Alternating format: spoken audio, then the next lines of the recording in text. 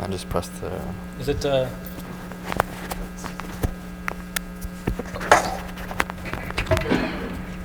Hello, testing. Okay.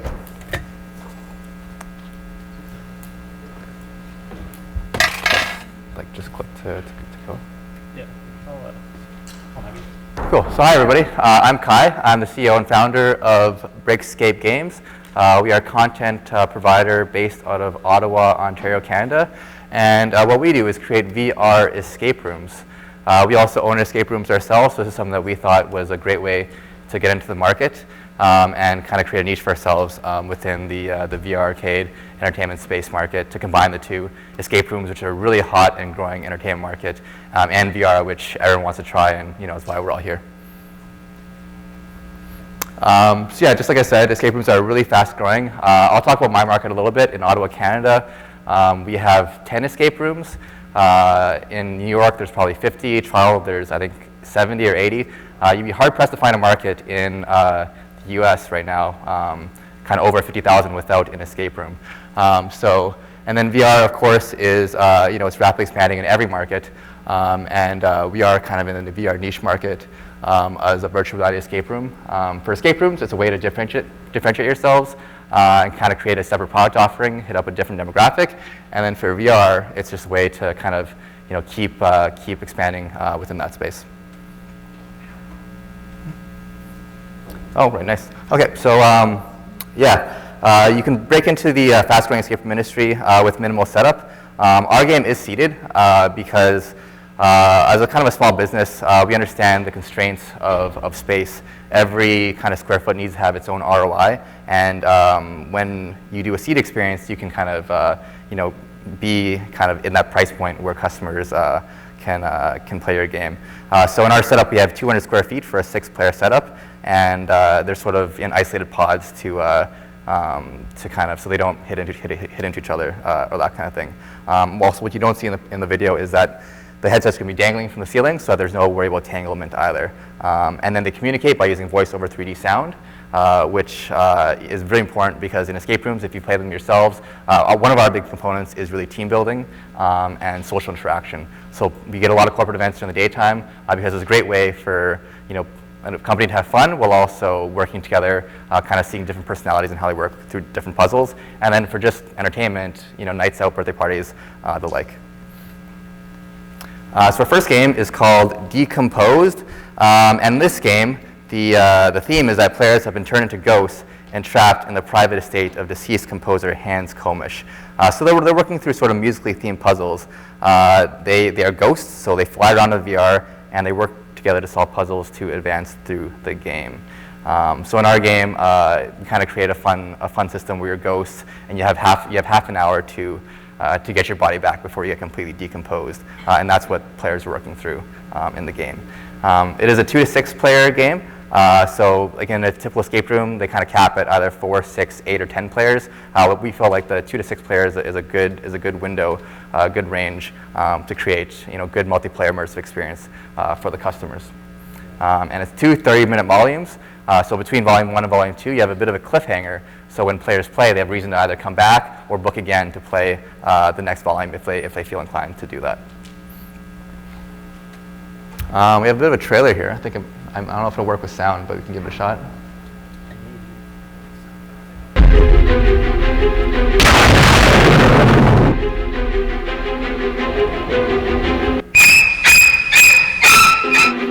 So yeah, we're about a month and a half away from development, so this is just a quick thing we put together for the stage.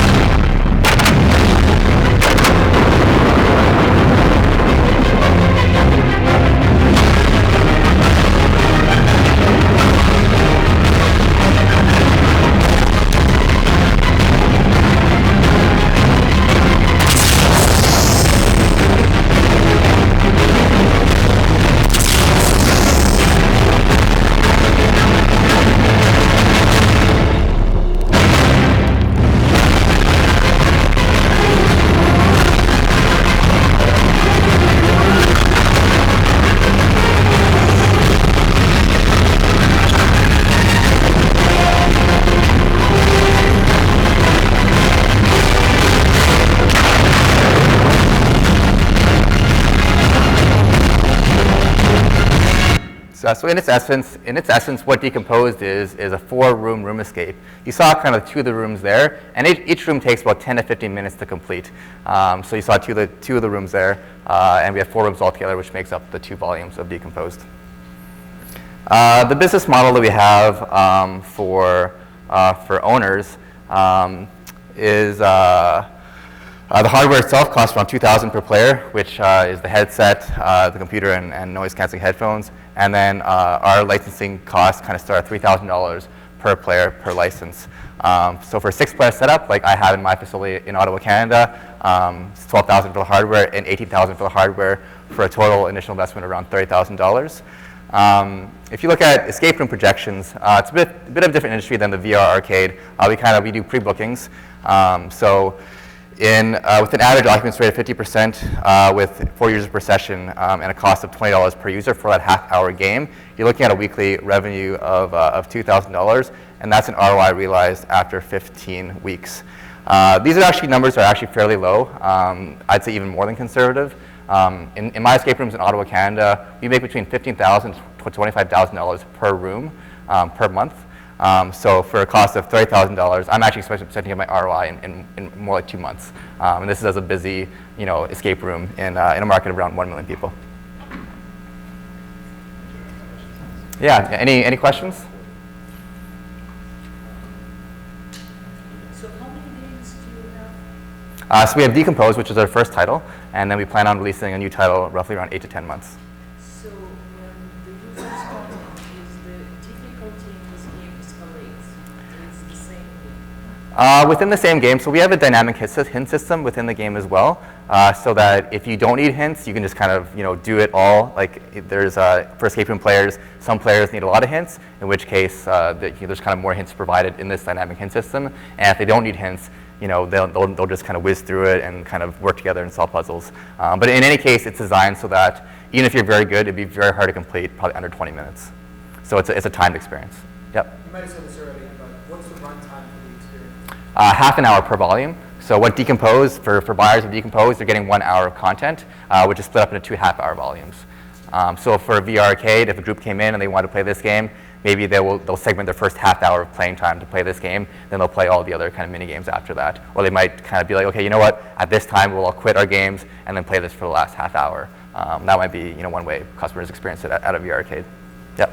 Recurring or repeat players, have you noticed any trend on that? For escape rooms themselves, our first escape room opened up in October 2015. It's making more money now than it did in the 2nd or 3rd month.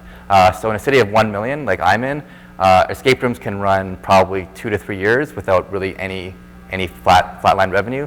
I know other escape room owners in other cities, they need to change up their rooms roughly every 6 months to 1 year, depending on the size of their market. So because I can only run 6 players through at one time, if it's a popular game and word of mouth is really good, I'm just going to keep getting that recurring revenue.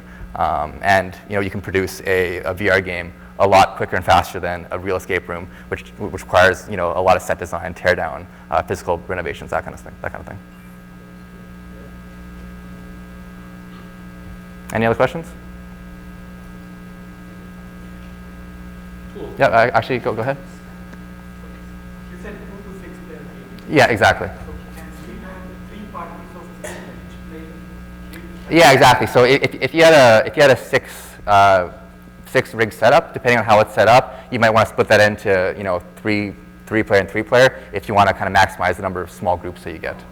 Yeah, so it is possible. So is it a rigid setup before we install, or can we just switch around? You can switch around, so it'll depend on the model of your business. So for my escape room model, I go by bookings only. So you would book, say, maybe 2 days in advance or a week in advance, and then you'd book, four tickets in that, and then that would be it. In the VR arcade model, say you have, 20 VR setups, then each player would just kind of press go at the same time, and then they would play that game within each other. So in a VR arcade setup, it's really dynamic how many players play at one time, depending on the size of the group. In an escape room setup, like I own, it's kind of a predetermined X number of players at X time.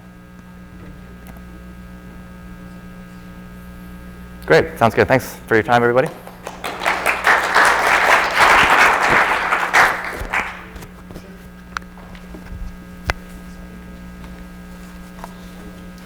Cool. Thanks, Jeremy.